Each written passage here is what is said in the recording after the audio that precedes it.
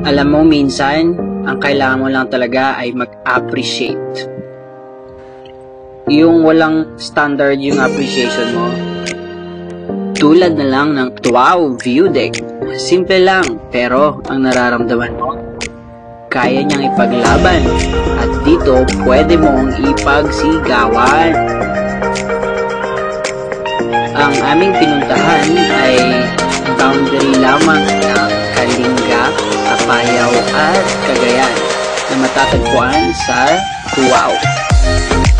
Siyempre, para marating mo ito at makita ang buong view ng Tuaw, kailangan mong umakyat sa taas ng isang bundok. Ayan, pwede ka nang sumigaw dyan at ipagsigawan ng lahat ng iyong nararamdaman. Bahala ka na. Huwag ka mag-alala. Ang bundok, ang ilog, at si Lord lang naman ang nakakaalam ko. Nung una, hindi ko talaga akalain ganito ang makikita kong view dahil trinay lang namin tumaas. Pero hindi kami pinigo ng Tuaw View Deck.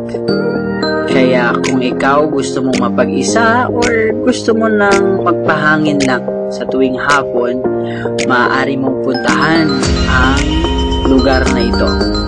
Napakaganda, promise. Best talaga ang pumunta dito kapag hapon, lalo na pag sunset. Ang view deck na ito ay just 5 to 10 minutes ride from the sentro ng Tuaw.